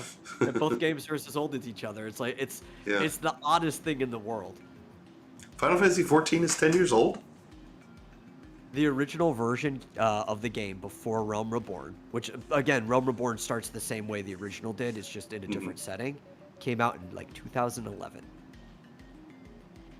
Crazy. It was reset. The entire world was reset in 2014. Yeah. Yeah. I can't even believe that Realm Reborn is like 7 years old. Yeah. It's crazy. I mean, it's like brand new. Seems like. Well, they keep updating it. So, Yeah. like, even the legacy content at this point, which is 7 years old, it has newer Mhm. textures and lighting and shaders and stuff. So, Yeah, it's funny. It's funny how like they've been just slaving away at it for 10 years, and just now it's just but in the same way to an Skyrim too, over right? Like, an overnight it's success, it's right? been it's been supported for 10 years, Yeah, and but you that see like the was same type of graphical improvements. It's just not done in an MMO way. They just keep yeah. releasing it on newer consoles. But But I mean, they kind of did the Skyrim, same thing for Final Fantasy, just stealthily in the background. yeah, Skyrim was successful from the very beginning. Yeah. Final Well, Fantasy the Final 14, I Fantasy didn't even 14 was successful from the beginning, yeah. mostly in Japan, but it was pretty successful over here. The problem is, it was still overshadowed by certain MMOs here in the West. Yeah. Now it's completely overtaken the market because WoW decided, hey, we don't want customers anymore. Yeah. Yeah. And great big humongous streamers jumped ship Yeah. and My problem, switched okay, over. so we'll talk about this anniversary edition a little bit. Now they are actually making new content for it, right? Like for the first time in Well, years. it's including basically All the DLCs, community. always, Yeah, but I right? think it's including like community content. Or what do they call it? Like mods. Uh, Because I know a lot of people have modded in like their own campaigns and dungeons that you can yeah. download on the PC version. It is. Yeah. It includes all the DLC and Creation Club content. Oh, the Creation Club is bad. Kind of. It's better than it was before. But Okay. basically, so they were charging you for mods on the consoles that other people had basically made. They were Yeah. the employees made these versions, but they're basically just clones of things that other people had made for free on PC. Yeah, But it now says they're trying to make it Bethesda easier. approved Yeah, paid Bethesda mods. approved. Paid mods. Yeah. Mhm. Yeah. It's awful. They've already done this. It's not something that's new to the anniversary. The last version that released on like PS4 or whatever had this. And a lot of people threw fits like, yeah, sure, you finally get mods like the PC people, but they're paid mods and they're not even the good ones. Just get a PC and play the Mhm. game right if you want to play with mods, or play it vanilla. Yeah. Pick one. That's the thing. Just pick one. You you don't try to do mods on consoles Mhm. unless you're willing to like really go into there and lose your online access and physically mod your console. Then do whatever the fuck you want. I'm the full power to you. Jailbreak your console. I approve of that. But don't try to get Bethesda to give you the PC experience on a console. Just buy a fucking PC, people. Mhm. But So it that's the looks. thing. Why would I buy the anniversary edition which I'm not going to anyway. They'll probably just give it to us for free on PC like they always do if you already own it. But why would Yeah. I buy the Anniversary Edition if I can already play it and it doesn't come with any actual new content? Mm-hmm. Yeah, so here's what it comes with. It comes with survival mode, which basically means hardcore, I guess, one hit or, one death and your character's gone. That's kind of cool. All of this is optional. Yeah. Rare Curios pack. I don't know what that means. I don't know what that is either. I guess I know what a rare curio is, but I have no Yeah. idea what's in that pack. fishing creation, and the Saints and Seducers pack. Did Bethesda hire Mark Kern recently? Or Yeah, they added fishing. Apparently, they took a cue from Mark.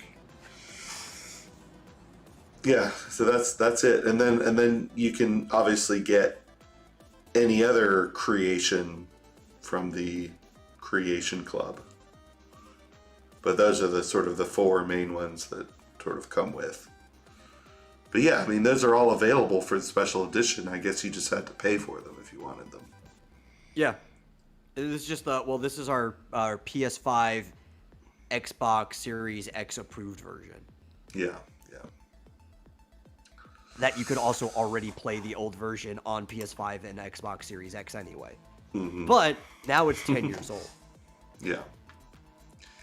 And I think I'll Yeah. stick with my other 10-year-old game that starts out the same way. That Yeah. already had fishing in it.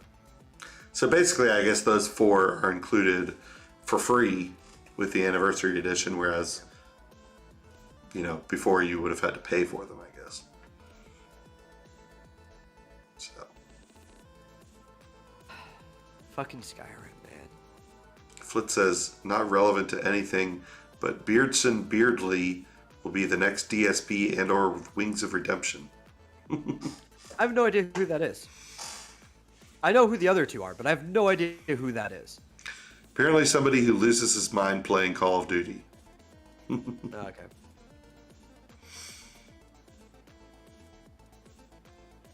Ginger Hobbit. Yep.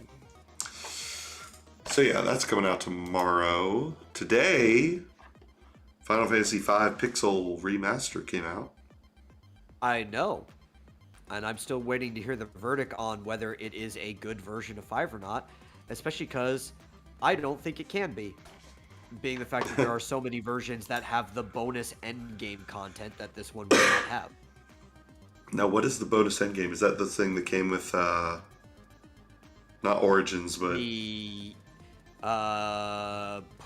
whatever the 5 came in? Yeah, I'm trying to Anthology. remember. Final Fantasy. It and 6 came together in Anthology. What additional content was in it? So there Oh, I were a couple bosses you could go fight. There was some bonus weapons, because already Yeah. the game comes with like a special weapon for each job. You saw that, but there's like even better weapons you can get in the end game. Yeah, the Kaiser Dragon is like one of the harder bosses in all of Final Fantasy. It's in that game.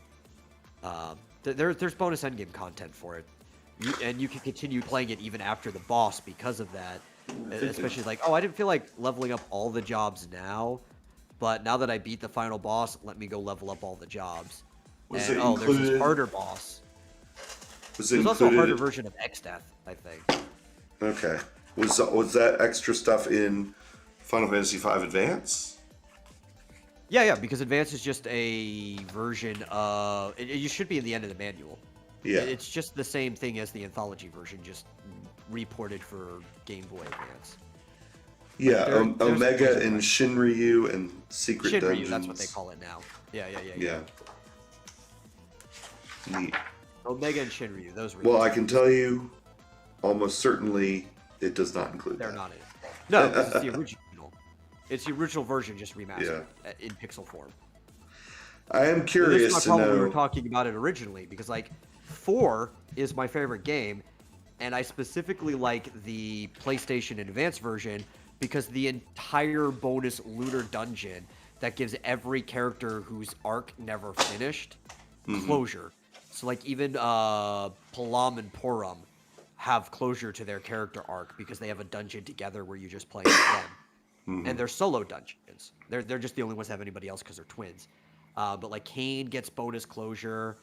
Everyone has it, and they get like a special super weapon for their job by doing it. And then there's like a harder version of Zeromus, like an ancient evil bonus fight after clearing everybody's mission. And that's not the after years you're talking about. No. This is just like the version that was in the PlayStation re-release of 4, which you would get in a double disc, right? Like there was the Origin disc that had 1 and 2, and then you get a double pack that had 4 as the second disc that was in it. Just like how 5 and 6 came in a double pack. And it was in that one, and it was in the Game Boy Advance version of 4, which is why those are two still my favorite version of 4. I think they're better than any other because the 3DS or the DS / mobile version on Steam doesn't have that stuff. Well, if they do, and they've not given any indication that they are going to add any content like that. DLC. Yeah. DLC. But if they do, it certainly won't be before they release Final Fantasy VI. I'm sure. Oh, no. It'd be something that they'd go back in and add it after they've done everything. Yeah, next year sometime. So far, 6 still doesn't have a release date. Give me a demastered version of 7, damn it. I know. I would totally buy a pixel version of Final Fantasy VII. Any of the later games. Yeah. Yeah. Especially because, like, 7 specifically, before they knew about like, the next generation of consoles was going to be polygons, they already started working on an early model. I think it was just the early Midgard content of Final Fantasy VII in the 6 style. Yeah. That would have been awesome. There's even like a Super Nintendo, because they were doing some sample tracks when Uematsu was working on the music. There is a Super Nintendo sound font version of Fiddle Day Chocobo that exists out there. That's awesome. Yeah, like I want it. Give me a demastered 7. I will pay full price of what it should be. I don't know, what would it be back then? $40. I will pay $40 for a demastered version. Maybe even $60 if you convince me that it took you guys a lot of effort to make that full game. Right? I will give you a full game price. Just give me a demastered version of that game. I guarantee you'd probably end up being better than the original because it'd be harder to get lost in that version. Yeah. I want pixelated Yuffie. What confuses people the most? Yuffie, yeah. Yuffie. The thing that confuses people the most is navigating the map because the overworld map in that game spins with your camera. And it shouldn't. You should not be able to change your camera angle in that game. Even though it was all 3D, it should have just been like bird's eye view and fixed, and less people would have gotten lost on the overworld map. Can you change that? Because it seems like maybe. It seems like in the version I've been playing, it stays put. Maybe. I don't know. That's weird. People got lost in 8 too because the camera spins in 8. I wonder if I changed that in my settings or something, because it seems Maybe. to There's me probably like a lock camera setting. Yeah. I guess so. Hey, this is 8, where you kind of need it though, because there is the overworld chocobo thing. Because there's like a chocobo hunt where you do treasure hunting, and if you can't rotate the camera, that would become impossible. Oh yeah. Well, impossible for a first timer. I guess like a speedrunner could probably just like memorize and blindfold do it, but it would basically be impossible if you could not rotate the camera in 8. Now 9, I believe the whole game has fixed camera because they were trying to make it feel more like the older versions of Final Fantasy. I don't think the overall map moves at all. in any version. Yeah. There's an article I was looking at somewhere where they were talking about some of the limitations. I guess it was some recent interview with one of the developers of Final Fantasy IX talking about what they had to cut or change in order to fit it on the PlayStation. Yeah, it's a long game. Yeah. It's kind of amazing, actually, that it's a PlayStation 1 game. Yeah, especially because, like, the only reason is time, right? Because 10 came out shortly after 9. And if the PlayStation 2 hadn't already been announced, like, I think there's an extra year gap between 9 and 10 than there is between the other PlayStation Final Fantasies. If they weren't, like, just announced that the PlayStation 2 was coming out, they probably would have started working on 10 for the PlayStation 1. Yeah, yeah. But it works out. It seems like, for a while at least, like they were releasing 3 games, 3 Final Fantasy games for each console as they went along. Yeah, well, let's see. 3 main numbers. Yeah, because you could count 11 as a PlayStation 2 game. You could play it on the PlayStation 2. Yeah, it was It 1, was 2, weird. You 3, needed 4, an 5, Ethernet 6. cord. Yeah, 10, 11, 12 were PlayStation 2. Now, what did 14 originally come out on? PlayStation 3 or? I think you could play it on PlayStation 3. Because they were still making 13 during the time that they were making 14, because they had three versions of 13 that exist. Yeah. So the first version already come out. I want to say it came out before 2, but it might have come out slightly after 2. It definitely came out before Lightning Returns came out. Flit says Final Fantasy IX is his favorite. I can definitely see that. That's fair. That's a good choice. Like Especially with the character designs, they're very Flit. Well, and the story's good too. There's these, like, kind of similar to the smaller theme that was there for Tina/Terra, but expanded to, like, the whole point of the game on what it means to be alive or what it means to be human. Hers was more of, like, what it means to be human because of her half Esper side, but 9 extended to the whole, like, what does it mean to be alive and stuff like that. There's a very heavy theme in there, but brought to you in, like, a nice, friendly cartoon way. Yeah. Especially the Vivi. Oh my god, Vivi's storyline. And then, like, wondering if he's even real, if he's just a doll, like the Black Mage dolls that they end up fighting. Yeah. What was interesting was I was every once in a while I'll get on a kick of, like, watching a bunch of videos from, like, one person on YouTube on, like, a topic usually related to Final Fantasy. And I've been watching this guy, and I don't even remember what channel it is, but this guy who's done, like, retrospectives of each character class. So you had, you know, Dark Knight, Dragoon, White Mage, Black Mage, all that stuff. And then in the White Mage one, interestingly, Garnet, who's not really a White Mage, wears a White Mage outfit at one point in Final Fantasy IX. And I was like, oh, that's cool. They kind of incorporated that into that. There's a lot of one-time jobs that don't exist in any other game that are tied to certain characters. Like, you see the monk show up a lot. In fact, the monk, you could say, is one interpretation of the original black belt job. Yeah. In Japan, they literally use the word for monk, and then it becomes the grandmaster. Here, it's black belt that becomes grandmaster, and then they separate black belt and monk into 2 different jobs because they serve different purposes. But, like, that one's a recurring one. Tifa's that. Paladin comes recurring, but we don't see that until Cecil. Same with the Dark Knight. He's the first time we see... No, actually, Dark Knight was in 3 first. It's just been a while since we've seen it. Well, unless you count Leon in Final Fantasy 2. Yeah, but there's no job in that game. That's the funny part, right? There are people who have the appearance of jobs, but there are no jobs, right? Right. there are certain characters who are just their job, and you never see it again. Hmm. Like Cloud, who never made it the rank of soldier, but his job is soldier. That's what it is. Um, or Squall is a gunbreaker.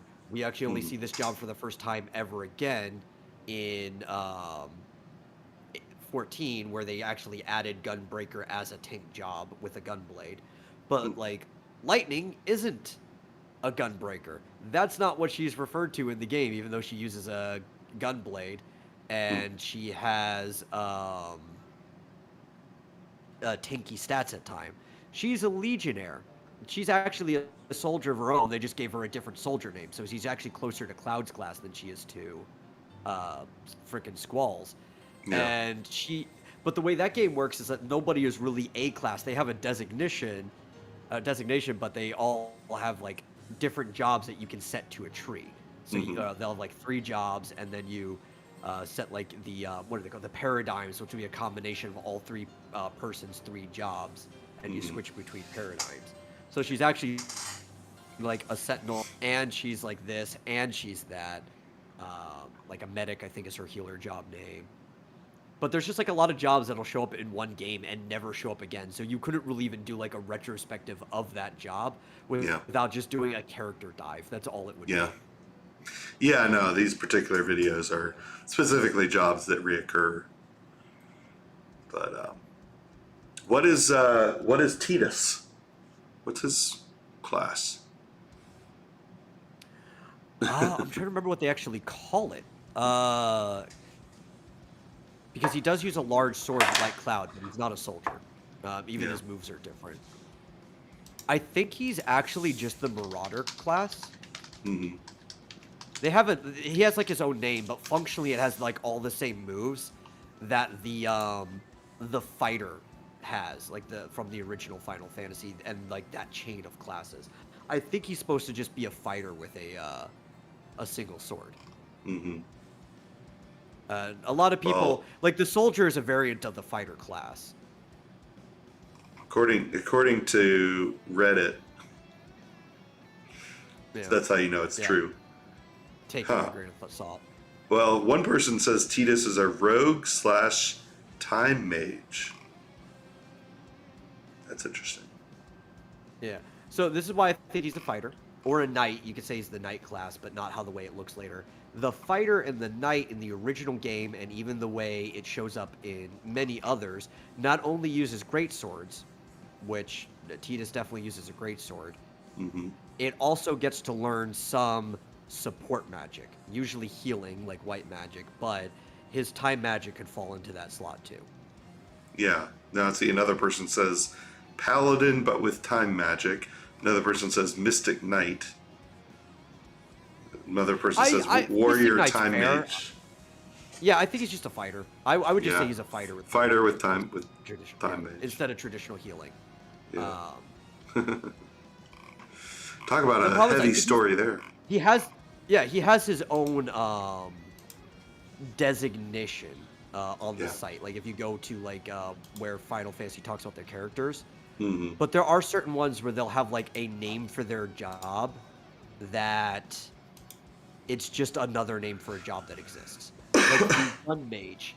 The gun mage in Final Fantasy X-2 is literally just the like Mystic Knight in the earlier games that use sword magic, the spell swords or whatever it is, Spellblade.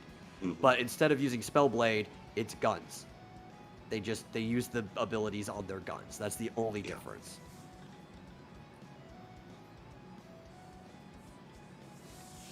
Well, anyway. So it's like there's certain things they call different names over time, but they're literally just the same job.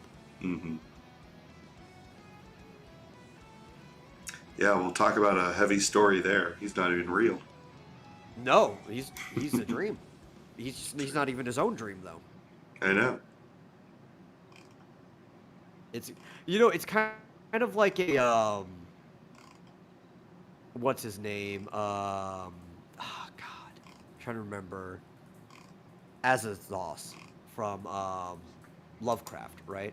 So Azathoth is the creation god in the kind of like Cthulhu mythos, Mm-hmm. and everything in creation is just his dream. If he wakes up, creation ends. But instead of it being everything, sin is basically the Azathoth in this case, Mm-hmm. and the few remnants around from Tidus's time is just Sin's dream. It's kind of like that. Or you can relate it to like Yeah. the windfish in Mm-hmm. Zelda is also kind of like an Azathoth type way. The Yeah. island and the world around it only exists in its dream. Mm-hmm. Tidus is like Marin. Yeah, except instead of you going to the world where he still exists, he comes out to your world. Yeah, exactly. But And he then does technically exist, right? Like it's yeah. weird we have to use the word exist, and it is possible for him to come back, as that is even part of the goal of one of the games. Yeah. And then Yuna becomes Josie from Josie and the Pussycats, right? Yeah. Like why? Becomes a pop not singer. just that. She becomes a pop star, and she becomes one of Charlie's angels at the same time. That's right. Well, didn't Josie and the Pussycats go on adventures and Yeah, fight bad yeah, guys? but like specifically, that game is like Charlie's Angels. They're taking Yeah. orders from someone. There's 3 of them. They even brought in a new character, Pain, because Lulu clearly isn't fit for a Charlie's Angels style adventure. Yeah. Riku is. Have you seen the new Nintendo commercials lately? No, Speaking I of have video not. games. Well, actually, there's a decent one for Switch, for the OLED Switch, featuring Christina Aguilera and her children. It's cute. It's a cute one. Yeah, I was gonna ask, like, why is she here? I guess because she has kids. It's like, Yeah. when's the last time that this person was relevant? Yeah, exactly. But it's funny because it's, in fact, I was watching it and I was like, God damn it, how old am I? How that Christina Aguilera has like a 15-year-old child. It looks like both maybe 14 or 15-year-old son and a maybe 8 or 10-year-old girl. And it's like, I was like, oh my God, I can't believe Christina Aguilera has kids. But it was a cute, whatever commercial that I watched. But then the other one is, what's her name? Shoot, Brie Larson. Why? Advertising people. Metroid Dread. I'm like, what? I swear to God, if Brie Larson plays fucking Samus in a movie, I am done. Yeah. I am just done. I don't have words for that. Yeah, that is a bit concerning. In fact, I didn't even think of that until you just mentioned it. I was like, Because oh yeah, there was a Videos. rumor going around years ago yeah, after the whole like Captain Marvel thing that Brie Larson might be playing Samus. Like, okay, that's just a dumb internet troll rumor. Yeah. But the fact that she was in a Metroid Dread commercial, like, if that somehow somebody willed that into reality, I'm going to be really upset. Mm-hmm.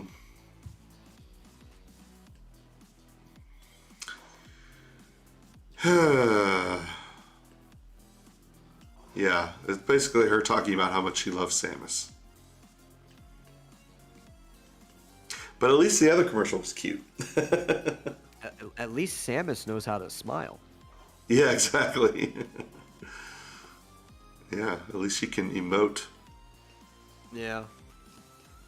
Although if it was just her eyes for the entire movie, maybe you wouldn't be able to tell who it is. Yeah. Flit says No, no. even if they did something. Hmm?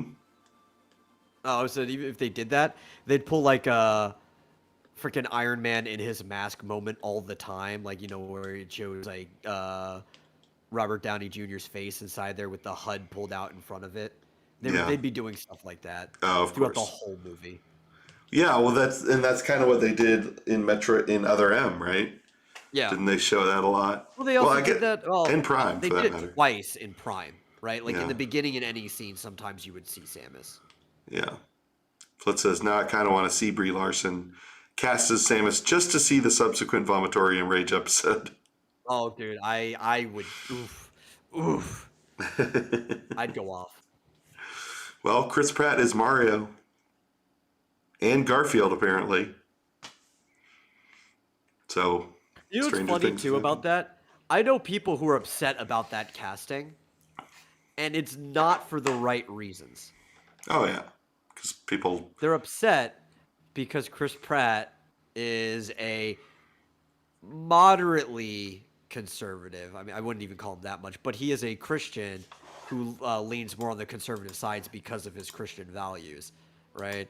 Yeah. So they're upset because he is playing that role and he's no longer cool. And I'm like, that is not a good reason to be upset at the guy. Maybe it's the fact that vocally he doesn't fit either of these characters. Yeah, that's a good reason to be upset about it. I mean, that's the Yeah, reason like, we were upset about him being Mario. yeah, like, the fuck? Like, that actually makes sense. But, oh well. Well, With the fucking Seth Rogen Donkey Kong spin-off movie that's now, like, rumored to be in the works. oh, you're kidding me. Is he No, playing I Donkey saw it, Kong man. Yeah, in he's the the one playing Mario? Donkey Kong. Mm-hmm. And there is a rumor that there will be a fucking Donkey Kong standalone movie where he'll be Yeah. playing Donkey Kong, which wouldn't surprise me because there's some people who are the same, but different studio in total. With Scoob, the whole point of that movie was establishing a Hanna-Barbera universe that they could work in, and that's why the movie was shallow and awful Yeah. with bad casting. Um, Mario is probably going to be the same thing, where they're just trying to establish an animated Nintendo Mario universe that is going to be shallow with bad casting. Mm-hmm.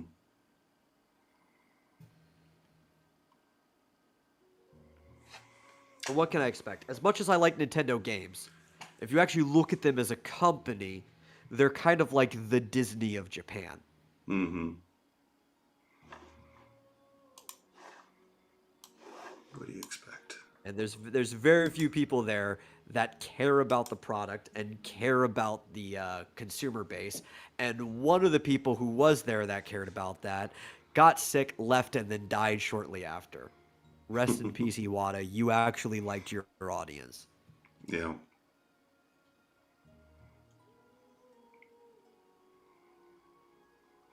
Well, we're going to do something a little differently this time around because I'm controlling things today. Yeah, yeah. Even though it's 9:00. Yeah. And You could close us out. yeah, well, people can still hear you, I think. Can you Oh, they talk? can. I was just- Yeah, okay. Yeah. But yeah, it's You know, I 9:00. figure you could close us out if you want. Oh, well, I never remember what to say. You can go ahead. Okay.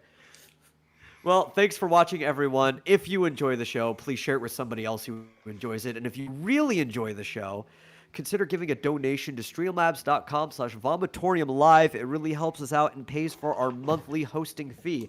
I know we are going back to the lesser schedule, and we are a little short this month, but we are still going to get stuff out, and it costs the same amount every month anyway. So anything you're willing to send to us helps. And we'll see you guys in the next episode. Yeah, thanks. Bye. They can still hear us. Ooh.